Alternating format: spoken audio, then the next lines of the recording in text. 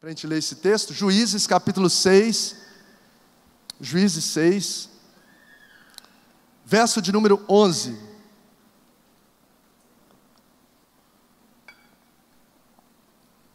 Juízes 6, 11 diz assim a palavra do Senhor: Então o anjo do Senhor veio e sentou-se sobre a grande árvore de Ofra, que pertencia ao Abiesrita Joás.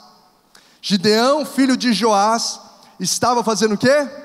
Malhando trigo no lagar ou num tanque de prensar uvas, para escondê-lo dos midianitas. Então o anjo apareceu a Gideão e lhe disse: O Senhor está com você, poderoso guerreiro. Vamos falar junto essa frase?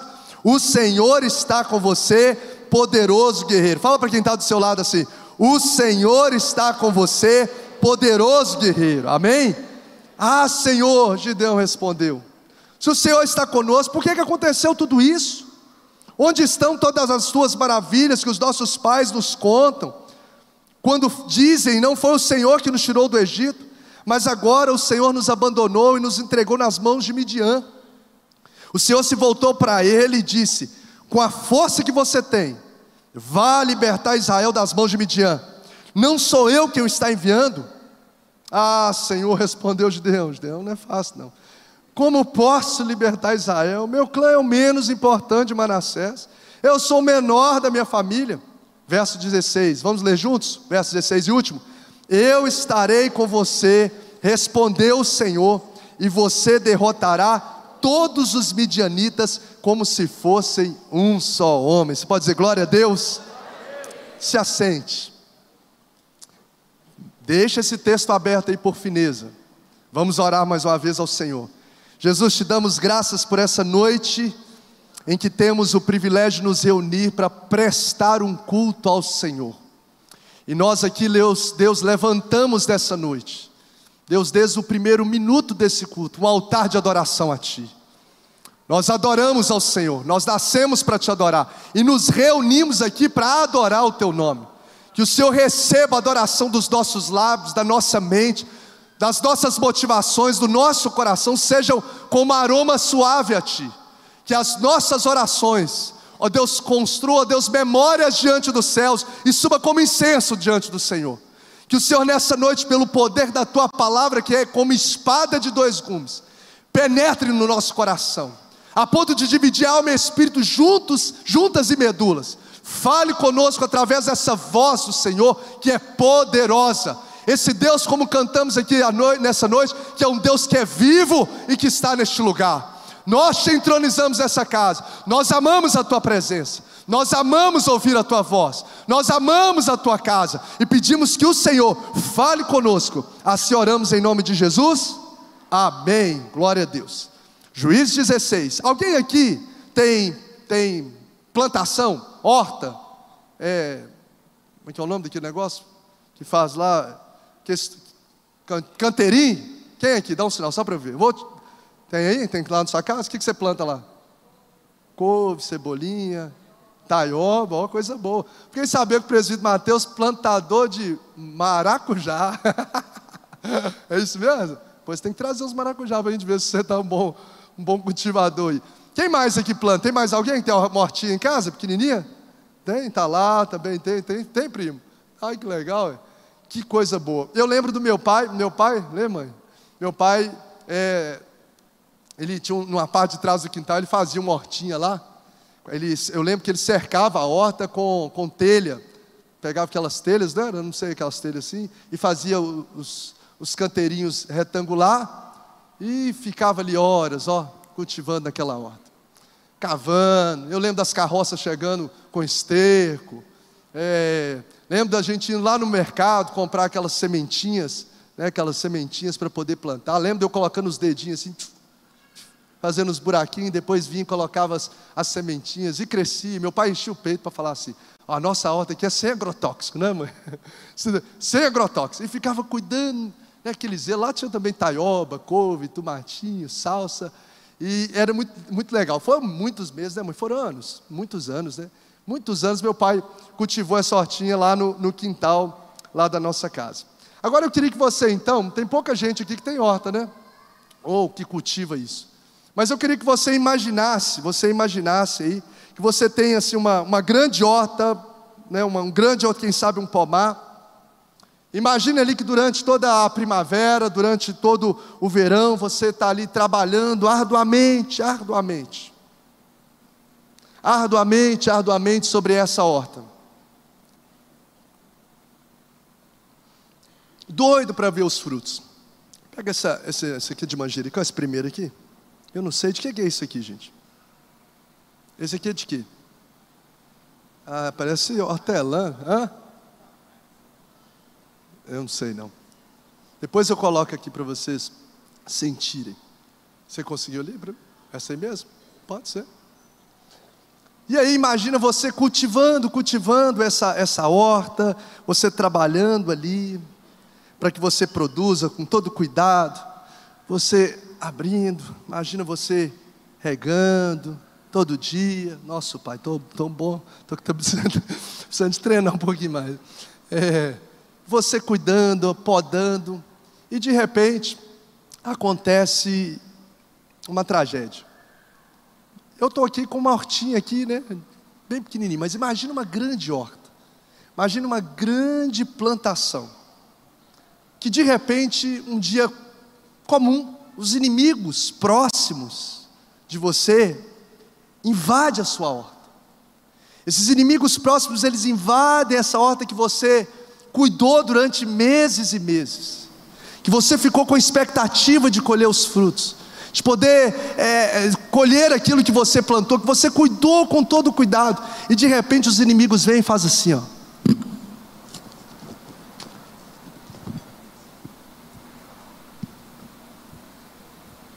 Devasta a sua horta.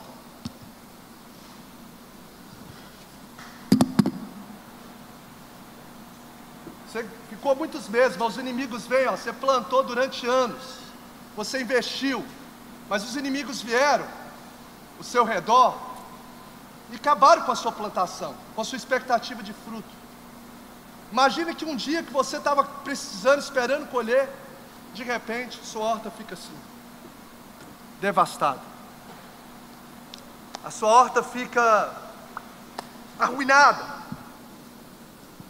Aquilo que era uma expectativa, aquilo que era um zelo de ver cada dia crescendo, aquilo que você empreendeu cuidado, que você zelou para dar fruto, de repente se torna um caos. Estou fazendo aqui, mas imagina uma grande plantação, imagina um grande pomar. Quando você olha, a destruição é completa. Quando você olha, o caos, ele é completo. E eu fiquei pensando sobre esse quadro. Se você contemplasse um quadro como esse, de uma horta extensa que você gastou meses ou anos cuidando, de uma plantação que era para a sua subsistência, daqui a pouco eu vou tomar água com terra, né? Para a sua subsistência. A minha pergunta para você é: como você reagiria diante do caos? Acho que está bom, que eu sujei pouco, está na mesa. Como você reagiria diante do caos? Você plantaria novamente?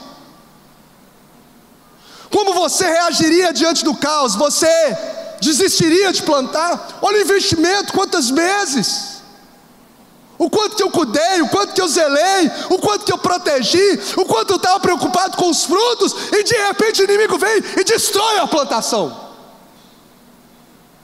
Qual seria a sua reação? Será que você investiria em plantar novamente toda aquela horta, todo aquele pomar, ou você desistiria? Se você consegue imaginar essa situação, pelo menos hipoteticamente, que você vai ter um pouquinho de ideia do sofrimento que o povo de Israel viveu em Juízes 6. Isso aqui não é nada. É só para que a gente possa ter um pouquinho de uma percepção, porque não era uma hortinha para pegar era uma plantação inteira, em que até os animais foram atacados. Para a gente poder ter um pouquinho de percepção do caos que esse povo estava vivendo. Olhe comigo em Juízes 6, você vai ver que o texto nos narra, nos primeiros versos, que os midianitas e os seus aliados devastaram a terra da promessa. A terra que mana leite e mel. Veio o inimigo e destruiu tudo. Veio o inimigo e fez um caos. As vastas plantações que demandaram esforços, as vastas plantações que demandaram tempo, que demandaram dedicação, o povo de Israel ficou completamente destruído pelos seus inimigos. A terra que mana leite e mel, a terra que Deus foi quem que deu, se tornou um cenário do caos. Acompanhe comigo o texto. Juízes 6, melhor dizendo, verso 3. Tá acompanhando aí? Olha aí na Bíblia digital, na Bíblia impressa. Sempre que os israelitas faziam suas plantações, está vendo? Os midianitas, os amalequitas, inclusive tem um parentesco, tem muita proximidade esse povo com o povo de Israel. Os judeus e outros povos da região a leste deles as invadiam. Verso 4, está vendo aí, gente? Acampavam na terra e destruíam as plantações ao longo de todo o caminho até Gaza, e não deixavam, o que é que está escrito aí? Nada vivo.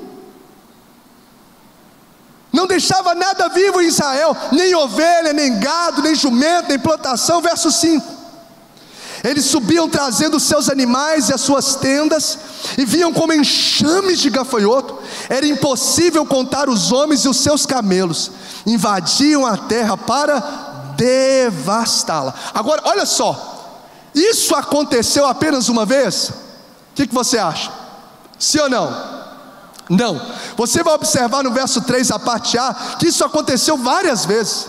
O povo plantava para sua subsistência, era a sua forma, era uma comunidade agrícola, e via os inimigos e saqueavam. O verso 3, a parte A, diz: sempre que os israelitas faziam as plantações, plantava, o inimigo destruía, zelava, cuidava, investia, o inimigo destruía. E o texto diz no verso 1, olha o verso 1, a parte B, que Israel já estava sendo dominado pelos inimigos por quantos anos? Quantos? 7 anos. 7 anos. Então muito provavelmente os israelitas tiveram que replantar, os israelitas tiveram que recultivar, os israelitas tiveram que investir na reconstrução dessas plantações várias e várias vezes. Ou seja, no meio do caos eles não pararam de semear. Eu vou dizer para você, no meio do caos, eles não pararam de semear. No meio do caos, eles não pararam de acreditar na colheita. No meio do caos, eles não pararam de plantar, de lançar a semente. Essa é a postura de quem está inserido dentro da terra da promessa. Mesmo que venha a devassidão, mesmo que venha o caos, não desista de semear, não desista de plantar, não desista da expectativa de colheita, porque as suas sementes o Senhor vai fazer prosperar. Meu irmão, não importa se Isaac abre um poço, presbítero Mateus, e vem inimigo em terra. Se ele abre outro poço, vem inimigo em terra. Se ele abre outro poço, vem inimigo em terra. Vai chegar uma hora que vai abrir um poço, o Reobote, e essa vai ser o poço da expansão para a glória de Jesus. O segredo é não parar de semear. Diga para quem está do seu lado: não pare de semear, mesmo diante do caos.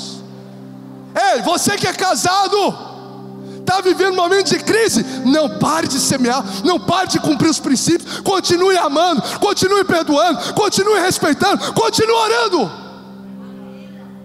No meio do caos, não pare de acreditar na colheita. No meio do caos, não pare de lançar sementes. Não importa quantas vezes você lançou e destruíram, a sua missão é ser um semeador. A sua missão é ser um semeador. Deus vai honrar no tempo certo as suas sementes. E nesse texto você vai ver o verso de número 6. Olha o verso de número 6. que o caos aconteceu de forma ainda mais acentuada. Foi tanto ataque, tanta destruição, plantava, destruía, que teve o verso de número 6 que diz o quê? Israel o quê? Empobreceu. Israel empobreceu. Ou seja, chegou no caos total. No caos total. O povo, você vai ver que chegou no verso de número 6 que eles estavam assim no extremo caos. Só que preste atenção, quando eles chegaram no extremo caos aqui, eles não apenas trabalharam com as suas mãos, mas o que eles fizeram? Bom, gente, me ajuda a pregar? Clamaram, Senhor. Até então eles só estavam tentando com a obra das suas mãos, com a força das suas mãos. Mas quando chegou um caos total, onde eles empobreceram, o texto aqui que eles não apenas empenharam a força das suas mãos, mas começaram a intensificar a sua busca a Deus. Eles começaram a clamar ao Senhor. Eles começaram a buscar. Por causa de Midian, Israel empobreceu. Por causa dos inimigos, eles empobreceram, tanto que os israelitas clamaram por socorro ao Senhor. Talvez eu fiquei pensando, esse povo só orava. Só, pastor? Sim, porque era uma prática dos judeus orar 3 vezes ao dia, sim ou não? Nos Salmos, o próprio Daniel. Era uma prática da religião. Talvez esse povo já tinha até o costume de orar ao Senhor. Mas Deus nesse texto desperta a clamar ao Senhor. Talvez esse povo estava até orando, mas estava orando pouco. Mas Deus está ativando aqui o povo para aumentar a sua vida de oração. Pegue isso no seu coração. Toda mudança de cenário nasce a partir de uma voz que se levanta em oração. Toda mudança de cenário começa a ser gerado a partir de uma voz que entra no clamor. Toda mudança de caos não começa com o agir das nossas mãos, mas a partir de uma busca mais intensa a Deus. A mudança definitiva do cenário de Israel, aquele ciclo de plantou, estragou, você devastou. Você vai ver que a mudança começa quando eles aumentam a vida de oração. Eu falei no domingo passado, oração é diferente de clamor. E você vai ver que todos esses textos, os momentos de guerra intensa, eles não só oram, mas eles clamam ao Senhor. Então deixa eu te falar algo aqui. Se você estiver diante do caos, ao invés de lamentar, aumente a sua vida de oração. Não gasta energia pensando no caos. Não gasta energia lamentando o caos. Não gasta energia falando do caos. Gasta energia em falar com Deus. Gasta a sua energia, coloca o seu foco em Jesus. Coloca o seu foco naquele que pode mudar o problema. Sabe por quê? Pega isso no seu coração. Porque quando a gente olha para o problema nos domina. Mas quando a gente olha para Jesus, Deus domina os nossos problemas. Se o seu coração está com falta de fé, porque você está colocando os olhos no lugar errado. Pedro começou a andar sobre as águas, mas a Bíblia diz que ele começou a reparar na força do vento. O que aconteceu quando ele ficou com foco no problema? Ele começa a afundar. Mas quando ele coloca os olhos em Jesus, ele se coloca de pé. Porque quando a gente foca no problema, o problema nos domina. Mas quando a gente foca em Jesus, Deus domina os nossos problemas. Por isso que Deus essa noite está nos chamando a aumente a sua vida de oração. Aumente a sua busca diante do Senhor. Porque diante de problemas intensos, às vezes a nossa energia fica só em lamentar, em perceber do problema. E Deus falou, coloca essa energia para buscar mais, é isso que vai mudar. Enquanto eles ficavam olhando para a vegetação, para a plantação devastada, plantando só com as suas mãos, planta de novo, estraga, planta de novo, o cenário só era repetido. Mas quando eles pararam de apenas trabalhar e começaram a clamar ao Senhor, o cenário começou a se mudar. Eu vi aqui no momento que a Lô estava fazendo o louvor, né, aquela adoração, me lembrei de Paulo e Silas, como ele citou aqui, no meio do cenário lá, terrível, de prisão. Ele estava no cárcere inferior, Paulo e Silas. Cárcere inferior é um lugar onde as fezes e urinas se misturavam. Eles tinham apanhado injustamente em praça pública, foram lançados dentro de uma prisão. E o que eles falam? Senhor, o Senhor está sendo injusto. Oh Senhor, eu fiz isso, eu fiz aquilo. É isso, gente? Não, ele não fica lá falando, argumentando com Deus ou reclamando com os prisioneiros. O que ele faz? Paulo e Silas cantavam e oravam ao Senhor. Cantavam e oravam ao Senhor. E o que acontece? De repente, um terremoto começa a estremecer a terra. Os grilhões e cadeias começam a se abrir. E eu quero declarar sobre a sua vida nessa noite. Você no meio do caos, talvez da injustiça, está adorando, está louvando, está orando ao Senhor. O de repente de Deus vai chegar na sua vida. Sabe o que é de repente? É quando você menos espera, o Senhor vai vir com a resposta. Quando você menos espera, o Senhor vai vir com a restauração. Quando você menos espera, o Senhor vai vir com o milagre. Quando você menos espera, os céus vai se abrir e a glória de Deus, a resposta de Deus, o milagre de Deus vai acontecer. Se você recebe, dá glória a Jesus, aplauda Ele, Ele é digno. Aleluia. Eu achei linda a pregação ontem da missionária Juliana de Salmé, no culto de casais. Meu Deus, que tremendo. Ela falou sobre a vida de Noé. Que palavra foi aquela? Quem esteve lá sabe. Que tremendo. Noé entra numa embarcação, debaixo de uma palavra de Deus, cai a chuva 40 dias, 40 noites, depois desce a chuva, e o cenário é de quê, gente? Cenário de caos. Imagina, tudo morto, só estava ele e a família mais próxima, talvez os outros parentescos mortos, vizinhos mortos. Não é que tinha pouca gente não, a terra já estava, a terra toda habitada. E morre todo mundo, animais mortos, só os que estão lá com ele. Imagina ele descendo ali daquela arca, imagina olhando aqui sozinho no meio do caos, lama, e via de regra, um caos gerado pelo próprio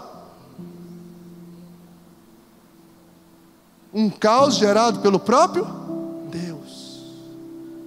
O próprio Deus gerou aquele caos e colocou Noé ali no meio do caos. O que Noé faz? Quem lembra da pregação? Qual a primeira coisa que Noé faz? Levanta um altar. Noé não vai lamentar de nada. Noé levanta um altar. Noé, ele levanta um altar ao Senhor, ele adora ao Senhor, ele presta um culto ao Senhor, porque é isso que o Senhor está nos chamando. No meio do cenário do caos, das plantações devastadas, o povo dele aumentou a busca, intensificou a oração, buscou a face de Deus como nunca tinha buscado, e é isso que começa a gerar mudanças de cenário na nossa história. Aumente a sua adoração a Deus. Adore Jesus no carro, meu irmão. Se tiver qualquer música, eu sei que não é de adoração a Deus no seu carro. Amém ou não amém? Amém. Coloca ali a adoração a Deus. Está no carro, está lá fazendo a caminhada, está na academia, está limpando a casa, está lavando as vasilhas.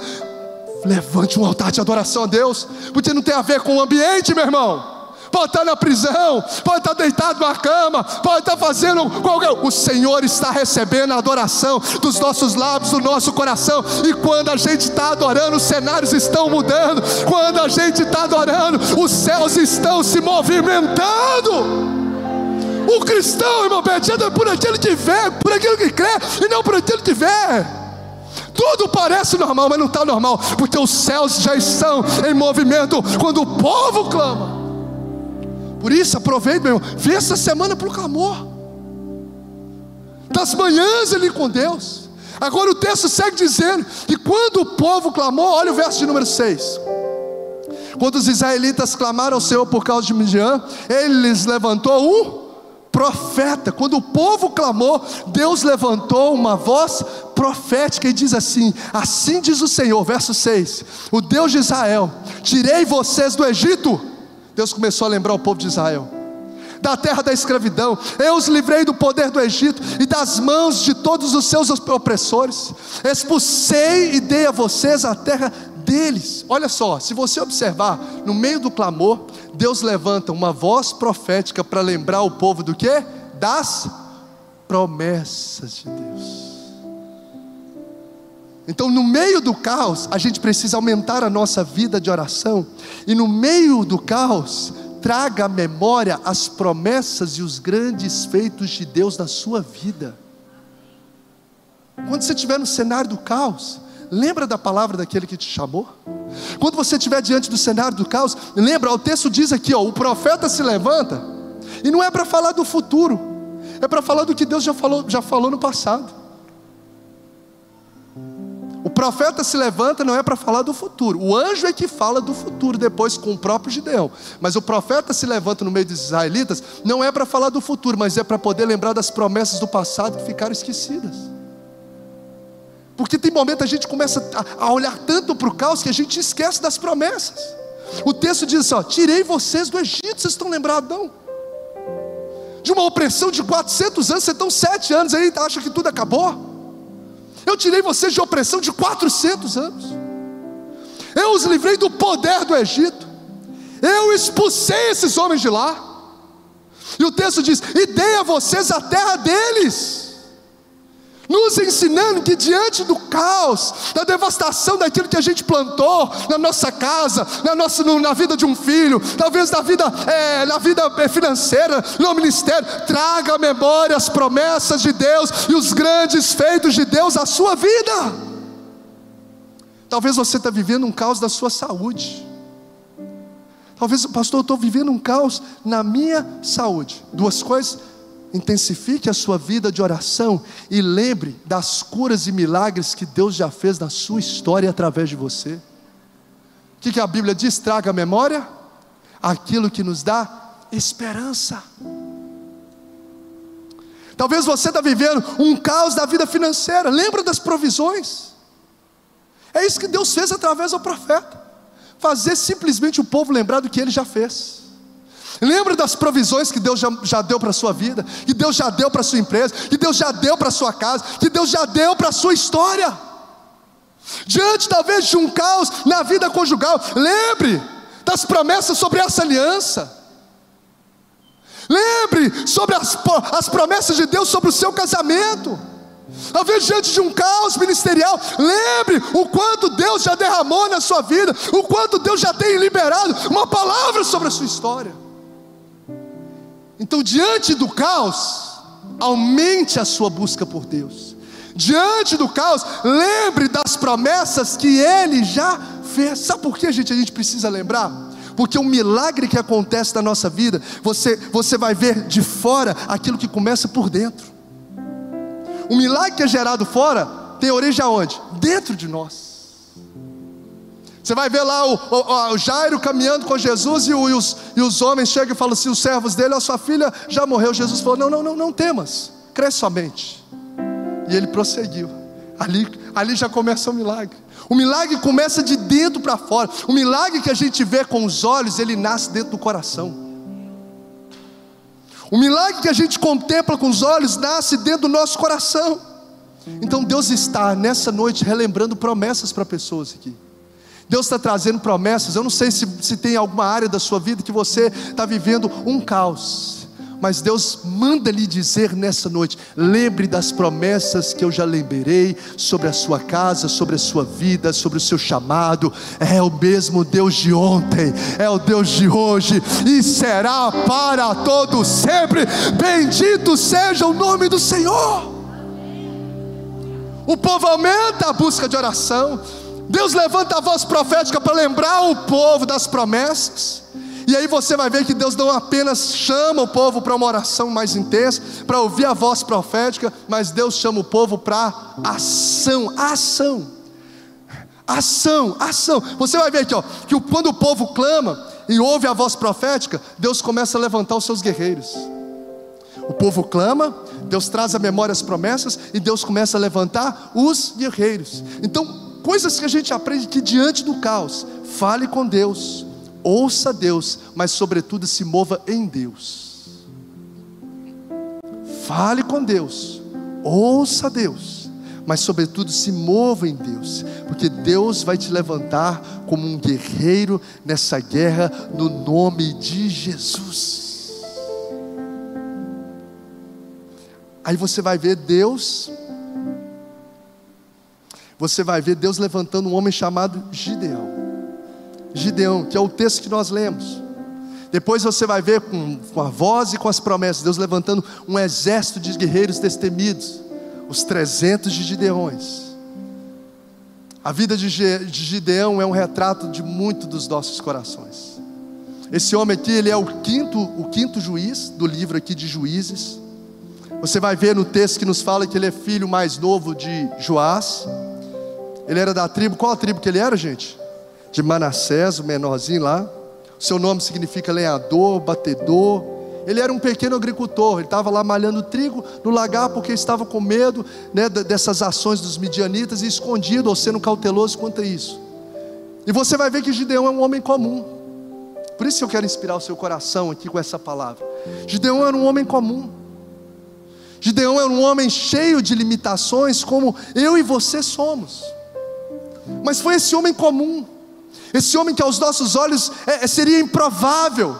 Foi um homem que Deus levantou para se tornar um guerreiro valente, para livrar o povo desse momento de caos, para trazer uma vitória que nós vamos ver nos próximos domingos, estupenda. Um homem que foi chamado por Deus para ser um instrumento para transitar o povo de 7 anos de caos. E se você ler aí Juízes 8:28, você vai ver que esse homem transitou o povo, esse homem simples, comum, transitou o povo de 7 anos de caos, de dominação, para 40 anos de paz. Você quer receber uma palavra profética para o seu coração? Quantos anos que ele foi oprimido? O povo estava sendo oprimido? 7 anos. Quanto tempo de paz em Juízes 8:28? 40 anos. Eu quero liberar sobre a sua vida que o tempo da honra de Deus será muito maior que o tempo da sua vergonha. Eu quero declarar que o tempo da honra de Deus será muito maior na sua vida do que o tempo da sua vergonha. Eu quero declarar que o tempo de paz será muito maior do que o tempo de opressão, porque o choro pode durar uma noite, mas a alegria vem ao amanhecer. Não desista de orar, não desista de lançar sementes, não desista de lembrar das promessas, porque Deus vai te levantar como um poderoso guerreiro do céu, comum na terra, mas valioso diante dos céus, para vencer batalhas inimagináveis, para a glória de Jesus. Quem pode dar um glória a Deus? Quem pode celebrar? Quem toma posse dessa palavra? Maior será, maior será o tempo de honra do que o tempo de vergonha. Maior será o tempo de paz do que o tempo de opressão. 7 anos de dominação, mas 40 anos de paz. 7 anos plantando e sendo devastados, mas 40 anos de plantação abundante, de colheita frutífera. Oh, rabacalabassarabac. 7 anos de lá, mas vai sair dando testemunho para todo lado e vai frutificar. O diabo tentou matar por muitos meses o seu casamento, mas você perseverou, você orou. Aí o tempo de opressão você vai até esquecer, sabe por quê? Porque o tempo de frutificação vai ser abundante sobre a sua vida, sobre a sua história.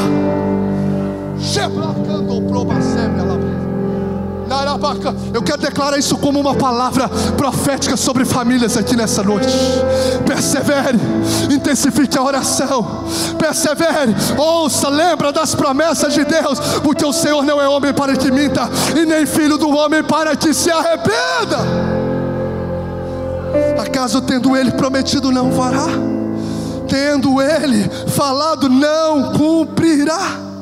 Sabe o que Deus falou no meu coração quando eu estava estudando essa palavra? De que Deus vai levantar vidas aqui no meio do caos para gerar tempos de paz. Deus vai levantar vidas aqui. Deus falou comigo: filho, eu vou levantar vidas ali, improváveis, comuns, para gerar paz em tempos de caos, para cessar ciclos de caos e gerar ciclos de paz, para cessar os ciclos de vergonha e iniciar os ciclos de honra do Senhor. Que se levante os Gideões e os 300 de Deus nessa casa, para a glória de Jesus. É Ele quem faz, é Ele quem opera. É caos financeiro, Deus vai te levantar no meio desse caos para gerar tempo de abundância. É caos familiar, é caos espiritual, Deus vai fazer. Oh, rabando, clava, séria, alabanchubre.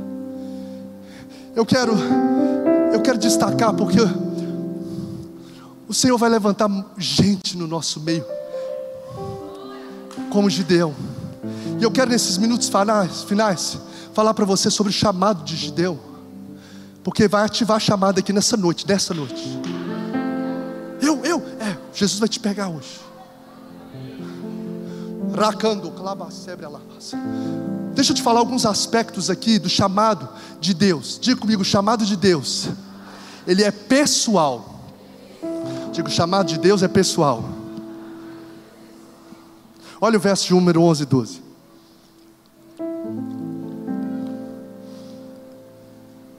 O anjo do Senhor veio e sentou-se sobre a árvore, grande árvore de Ofra, que pertencia ao obzerita Joás. Gideão, filho de Joás, estava malhando trigo no tanque de prensar uvas. E o anjo apareceu a Gideão e lhe disse: Senhor está com você, poderoso guerreiro. Deixa eu te falar, Deus chama pessoas. Você vai ver aqui que o anjo do Senhor vai ao lugar onde Gideão está. Não sei se foi bom ou ruim você estar aqui, mas Deus te trouxe nesse lugar, no lugar onde você está, para poder te marcar nessa noite com o chamado dos céus. E vai lá, o anjo chega no lugar, ele está lá de boa trabalhando, ele está lá de boa cultuando, ele está lá de boa participando mais de um domingo. Aí o anjo chega, ele está de boa, o anjo vai e senta na árvore também de boa. E o texto diz que o anjo aparece diretamente para ele, não é para inimigo não, o anjo aparece para ele. O anjo do Senhor fala pessoalmente com ele, dizendo: o Senhor está com você, poderoso guerreiro. Deixa eu te falar, Deus não erra nas suas escolhas. Deus não erra nas suas escolhas. Ele vai direto lá, Ele vai até onde você faz, onde você está, e Ele sabe aquilo que você faz. Eu lembro das confirmações que Deus, eu olho para o Gideão, eu até fico lembrando de mim, não que eu ficava também questionando a Deus assim, dessa questão da incapacidade, né? E meu Deus foi tão carinhoso, que é igual com o Gideão: olha aqui, agora molha ao redor, Alain, o orvalho, etc. Pediu um monte de sinal para Deus. Mas aonde eu ia, gente? Ontem eu até lembrei, Juliane Salmé, eu trabalhei com ela quando eu tinha 17 anos de idade, foi o meu primeiro emprego, 16 para 17 anos, de carteira assinada. Trabalhei lá como office boy, depois fiquei como vendedor, saí de lá, acho que eu fiquei 1 ano e pouco de lá, que eu fui trabalhar na agência de Correios, lá nos atendimentos ali na JK. E quando eu estava na casa de concepção na Juliane Salmé, que era uma casa de decoração, a gente levava os sofás lá para a casa das pessoas, aqueles negócios bonitos lá, enfim. A Juliane Salmé, todo missionário, profeta, não sei o que, passava lá para orar com ela, irmã de intercessão, gente amiga. E eu estava lá de boa, e ela nem agarrava com a loja aberta. Entrava no escritório dela assim, logo, não era longe, é como se a porta fosse aqui, o escritório fosse ali mais ou menos onde o André está, um pouquinho mais. E começava a orar e o fogo pegava lá. E eu lá na porta, eu falei: nossa Deus, se chegar um cliente aqui, meu Deus, o povo acha que está doido ali, que tá tendo... E além estava aí, eu falei: se chegar um cliente, não, atende aí, meu filho, não tem problema não. E não foi uma, nem duas, nem três, nem quatro, nem 5 vezes. Eu estava lá na porta, aí só dava, a pessoa falou: chama aquele menino que está lá. E aí me entregava uma palavra sobre você. Deus te chamou para o ministério, Deus te chamou para o ministério. Eu falei: Jesus, estou aqui no meu trabalho, estou fugindo, meu desejo era ser igual o Josley, assim, ó, só guitarrista, assim, né? Igual o Hugo lá. Negócio, eu fiquei pensando, e quando Deus ficou falando assim: você vai pregar, você é um pregador, você é pregador não, pastor, papapá. Eu falei: já sei, vou fazer igual na época. Eu até fiquei assim, aí eu começava a dar umas ideias para ele. Deve ser que eu vou fazer igual na oficina G3, porque eu gostava muito da oficina G3. Gosta ainda, eu falei: deve ser igual a oficina G3, que eles tocam lá o rocão, o povo doidão tá lá, e de repente o cara pega a palavra, fala lá uns 10 minutinhos e ó, volta para tocar de novo. Falei: quem sabe, uns 10 minutinhos eu ia cedendo de vez em quando. Ele falou assim: eu não queria nada, e depois eu até concedi, porque era tanta insistência de Deus falando do chamado. E era assim, eu nunca fui de ir atrás, de ligar para a pessoa, para a profecia, essas coisas, mas aonde estava Quem já aconteceu isso? Onde você está, Jesus vai lá e te vê. Lembra, amor, aquela vez que a gente foi lá na Rocinha, lá no interior de Ecoporanga. Tem o quê? Tinha uns 11, 12 anos. Eu estava lá quietinho, um pastor, falava. Eu lembro que eu acompanhava a irmã da Lu gostava bastante, a Lidiane gostava muito dessas casas de profeta. Aí ela, para não ir sozinha, vão lá comigo, menininha, eu era mais adolescente. Aí eu falei, pode entrar lá que eu fico aqui esperando vocês. Aí eu estava lá de boa esperando. Aí, menino, me achava lá na porta. Meu Deus, às vezes eu ia lá para a irmã Gessemi, escondia atrás daquele pé de manga. Aí, menino, eu falei, meu Deus do céu. Gideão, mas foi difícil, custei. Mas por que eu quero falar isso com você? Porque Deus te conhece como nem mesmo você se conhece. Deus te conhece como nem mesmo você se conhece. Deus, Ele sabe de detalhes da sua vida. Ele conhece o seu temor no coração. Ele conhece que Gideão para tudo para poder ouvir a voz dele. Para lá o trabalho dele, para tudo, espera aí, eu quero ouvir, conversa com o anjo, dedica tempo para Deus, espera aí que eu vou preparar uma oferta, prepara a oferta lá para o anjo. Deus conhece o coração, o seu coração. Quando Deus chama, Ele já sabe daquilo que Ele depositou dentro de você. Ele sabe do seu temor a Deus, Ele sabe de que você vai honrar a presença dEle, porque Gideão vai lá e prepara uma oferta, Vinícius. Prepara uma oferta, honra a presença ali daquele anjo, aquela teofania que aconteceu. Então, guarde isso no seu coração. Deus não erra na sua escolha. Talvez na sua mente está o tempo todo, mas por que eu? Porque Ele te conhece melhor do que você mesmo. Porque não se trata das suas habilidades, não se trata da sua capacidade, se trata daquilo que o Eterno já plantou dentro do seu coração e vai fazer através da sua vida, no nome de Jesus. E Deus falou comigo nessa palavra, de que Deus vai ativar chamados de que nem sabia que tinha chamado aqui.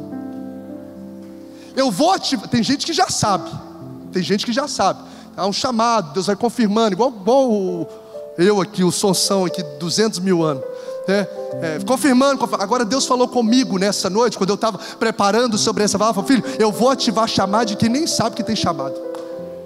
Mas eu só estou trabalhando, eu sou só um profissional no lagar, eu só estou aqui no meu escritório, eu só estou aqui no meu consultório, eu só estou aqui na minha pescaria, eu só estou aqui como coletor de impostos, eu só estou aqui como boieiro. O Senhor está dizendo, eu vou despertar de chamado de quem nem sabe que tem chamado nesse lugar. Jesus vai te surpreender. Dá um cutucão em quem está do seu lado e fala assim, Jesus vai te pegar. Diga para ele, Jesus vai te surpreender. Ele não erra de endereço, porque o chamado dele, né, Júlio, é pessoal. Diga comigo, o chamado de Deus. Agora você vai estar na água, como diz. Diga comigo, o chamado de Deus é irresistível. Já era, meu irmão. Se você ouviu que é chamado, sabe qual que é a sua opção? Obedecer. Você tem quantas opções? Eu posso? Não, pastor, eu posso dizer sim ou não. Meu irmão, você só tem uma opção de vida: obedecer. Aí veio o Gideão. Senhor, como eu posso libertar? O meu clã é menos importante. Ele começa a várias formas de resistir ao chamado. Você vai ver que ele questiona até o próprio Deus. Ele questiona, meu Deus do céu, ele questiona a preocupação de Deus com o povo em Juízes 6:13. Se o Senhor está conosco, por que aconteceu esse caos? Questionou o cuidado de Deus, a preocupação de Deus com o povo. Ele questiona o poder de Deus. Olha só, não tem jeito de resistir.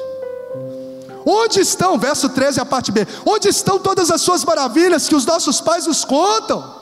Cadê esse poder do Senhor? Questiona o poder de Deus. Ele questiona a preocupação de Deus. E ele questiona a sabedoria de Deus. Porque ele fala assim, como que eu posso libertar? Eu sou pequeno. Questionando a sabedoria de Deus. Olha só, questiona o cuidado, questiona o poder e a sabedoria de Deus. Sabe o que ele está fazendo? Ele está tentando, Gideão está tentando a todo custo resistir o chamado de Deus. Deixa eu te falar algo. Pare de resistir o irresistível. Deus está gritando em corações isso. Deus está gritando em corações isso. Pare de resistir o irresistível. Jonas, não tem, querido. Mas o povo matou, quem sabe até gente da minha própria família. Eles são os ninivitas, são terríveis. Vai lá, Jonas. Foge não, que não vai dar bom. Pare de arrumar as desculpas para aquilo que você sabe que tem que fazer em Deus e para Deus. Pare de arrumar desculpas.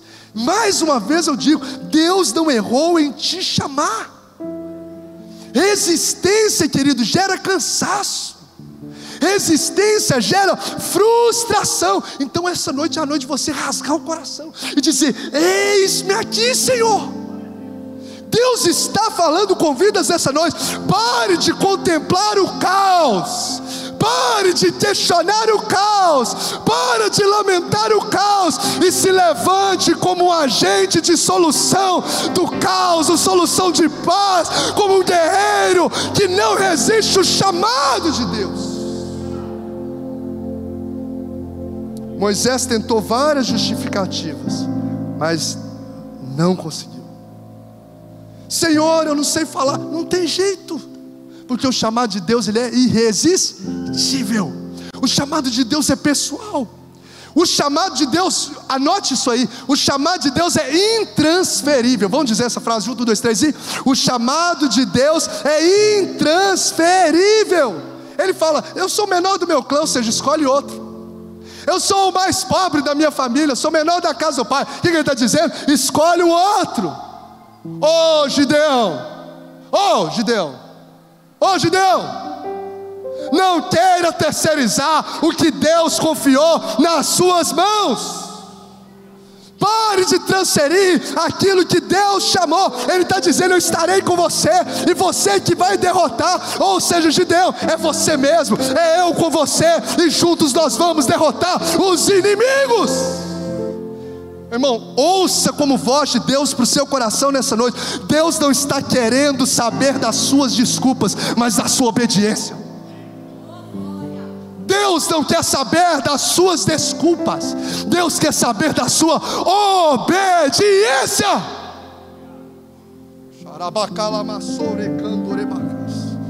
O que Deus entregou para você é você que vai executar.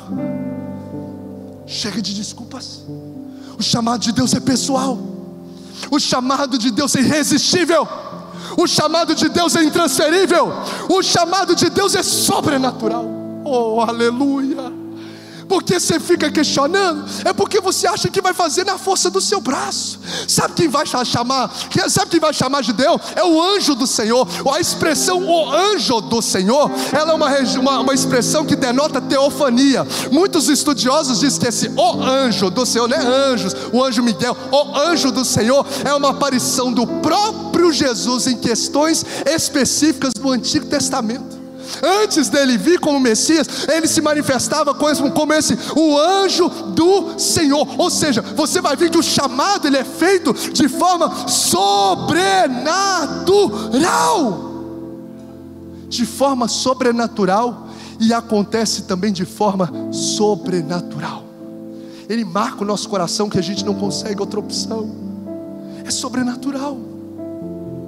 E ele se manifesta de forma sobrenatural, porque Gideão com um pinguinho de gente, 20 e tantos mil, 30 e tantos mil vai embora, com um pouquinho de gente. Pinguinho de gente é a expressão da nossa meia mineiro, né? Ele vence porque o chamado de Deus é sobrenatural. Então por isso, só diga: eis-me aqui, Senhor, e deixa que o Deus que te chamou vai fazer acontecer através da sua vida. E eu quero declarar o sobrenatural de Deus sobre a sua história. Eu quero declarar que sinais vão te seguir. Eu quero declarar em nome de Jesus que através da sua vida pessoas que estão perdidas vão ser alcançadas pelo Senhor. Eu quero declarar que através da sua vida casamentos serão restaurados. Eu quero declarar que através da sua vida pessoas vão ser libertas. Ou seja, o sobrenatural vai acontecer através de você, no nome de Jesus. Então quais são os 4 aspectos do chamado, para a gente finalizar?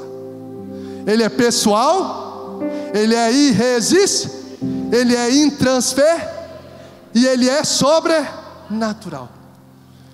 Para a gente caminhar para o encerramento, não vai dar para eu explanar tudo aqui, mas a gente vê aqui sobre os desafios do chamado. Eu vou só pincelar para a gente poder finalizar. Isso, obrigado.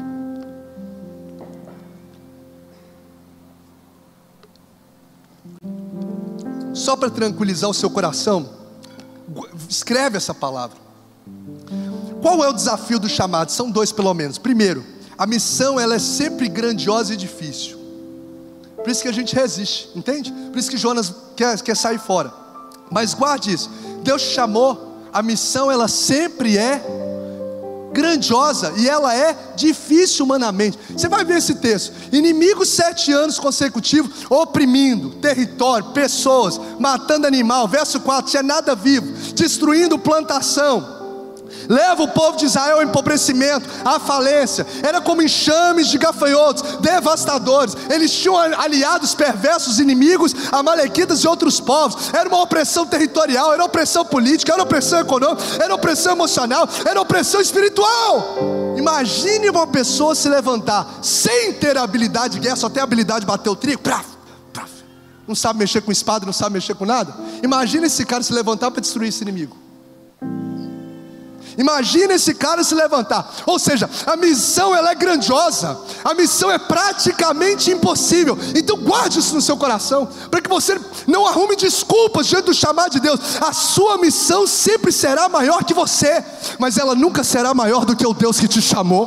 A sua missão pode até ser maior do que você, mas ela nunca será maior do que o Deus que te chamou. Porque Ele é o excelso, Ele é o sublime, Ele é o altíssimo, Ele é o todo-poderoso, Ele é o fiel, Ele é o inigualável, Ele é o Salvador, Ele é o Redentor, Ele é a estrela da manhã, Ele é a raiz de Davi, Ele é os lírios do vale, Ele é o Jeová Rafá, Ele é o Jeová Nissi, Ele é o Jeová Shalom, Ele é o Jeová Tsidequeno, Ele é aquele que era, que é e que há de vir, o Criador, governador, sustentador de todas as coisas, o justo juiz, aquele que é maravilhoso, conselheiro, Deus forte, Pai da eternidade e príncipe da paz, aquele que venceu a morte com a sua morte e ao terceiro dia ressuscitou e vivo está para todo sempre.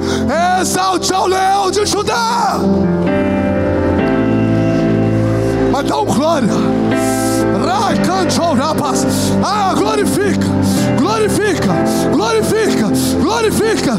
Exalte, porque Ele é digno de receber a honra, a glória, o louvor para todo sempre.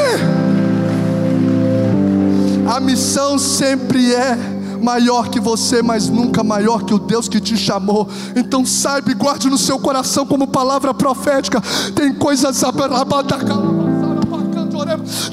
absurdas que Deus vai gerar no seu coração. Meu amor, toma isso da sua vida. Tem coisas absurdas que Deus vai gerar no seu coração, onde você vai falar: o que é isso? O que é o próprio Deus colocando uma missão completamente impossível aos olhos humanos, mas Ele é maior do que qualquer a missão que Ele lhe deu.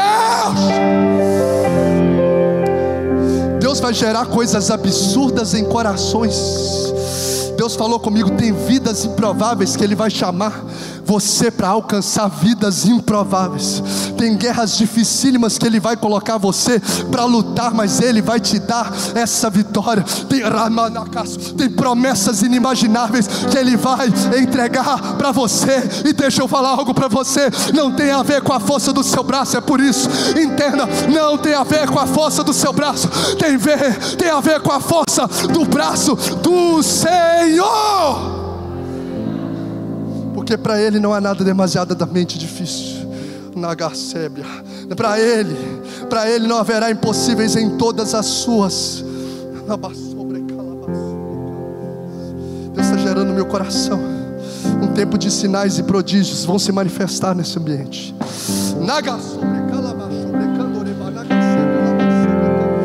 Milagres e prodígios vão cercar a sua vida. Eu quero declarar que vidas completamente perdidas no mundo serão alcançadas através daquilo que o Senhor vai colocar em seus lábios, em nome de Jesus. Eu declaro no reino espiritual um tempo de curas, um tempo de milagres, um tempo de salvação está sendo gerado para a glória de Jesus.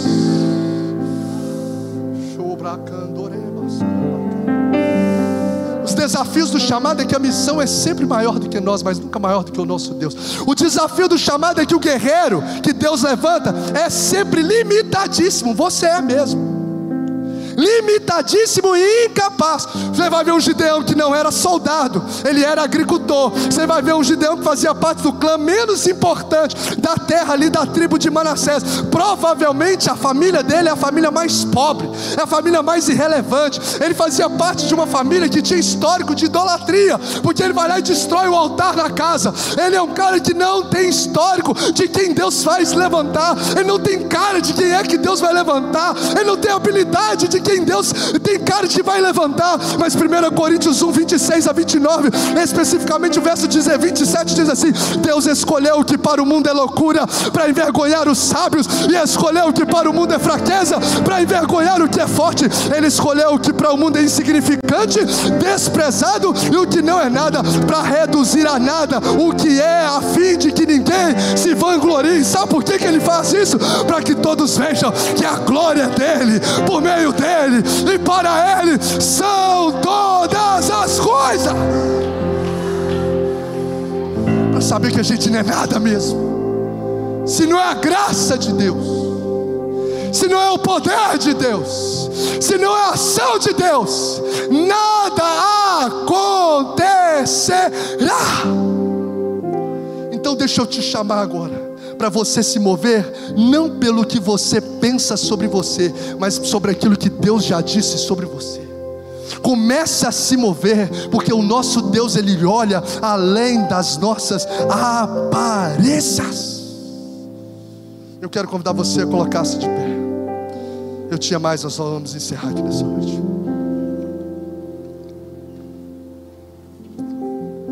Uma missão tão grandiosa como essa, diante de um soldado, de um guerreiro tão incapaz humanamente falando, qual que é a garantia? Pode isso. Qual que é a garantia, pastor? Guarde. Qual que é a garantia, pastor, que eu tenho de que esse negócio vai dar certo? Qual a garantia que eu tenho de que essa batalha ela vai ser ganha? De que eu posso dar esse passo de abandonar ali o trigo do lagar e assumir a missão que Deus me chamou? Qual que é a garantia? Verso 16: eu estarei com você. Sabe qual que é a garantia que você precisa, que eu preciso para fazer? Sabe, Rodrigo? A presença de Deus. Porque se Deus é por nós, se Deus é por nós,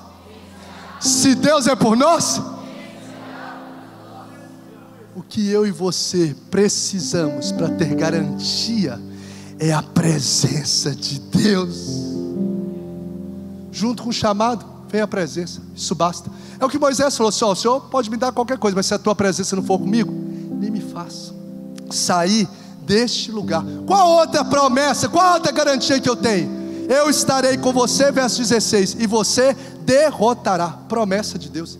Olha a garantia, presença, diga comigo assim: presença de Deus e promessa de Deus. Você e eu só precisamos disso.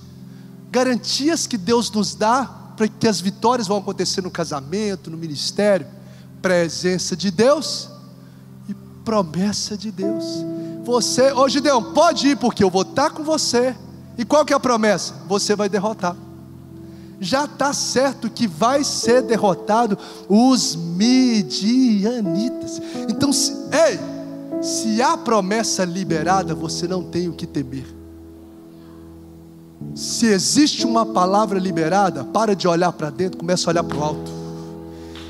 Se existe uma palavra liberada, só se mova sobre essa palavra e descanse o seu coração, que o Deus que te chamou, Ele vai te surpreender. O sobrenatural vai acontecer.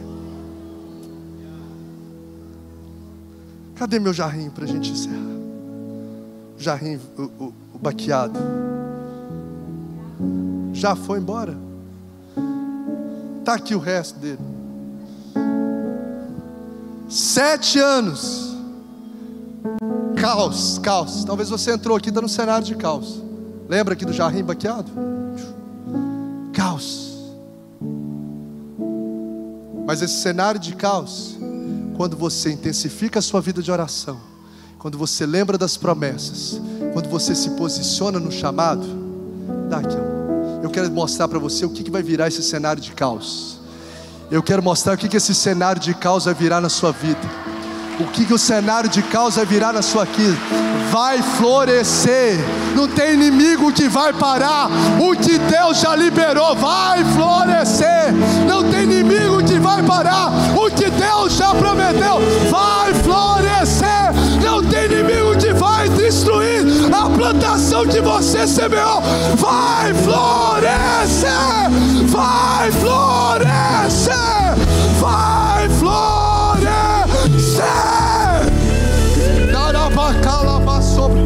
Eu quero convidar você, Alonso, pode cantar o que Deus colocou no seu coração. E eu quero chamar primeiro aqui à frente os adolescentes. Deus falou comigo durante o louvor. Os primeiros gideões que Deus vai levantar nessa noite, está em adolescentes aqui. Sai do lugar, adolescentes, e vem aqui, porque presença e promessa vai ser liberado. Eu estava ali adorando, Jesus falou comigo: filho, sabe os primeiros gideões que eu vou levantar nessa casa? Os adolescentes. Então se prepare, intercessão. Começa a orar por esses meninos aqui. Começa a clamar ao Senhor, porque Deus vai te despertar os gideões no meio desses adolescentes. Pode louvar, Alonso. Pode adorar. Nós vamos ministrar sobre a vida deles. Se levanta numa nova geração. Vamos. Eu quero chamar os presbíteros, as esposas. Eu quero chamar os líderes. Eu quero chamar os intercessores para colocar as mãos. Começa a orar. Começa a dizer. Não olha para a sua capacidade. Não. Começa a dizer: Jesus, é isso aqui. Jesus, é isso aqui. Isso. Começa a orar. Derrama da tua presença. Derrama da tua presença. Derrama da tua presença. Tem gente que já sabe do chamado. Tem gente que está aqui que já sabe do chamado. Tem gente que está aqui que já sabe do chamado. Tem gente que ainda não sabe, mas vai receber hoje. Tem gente que ainda não sabe, mas vai receber hoje.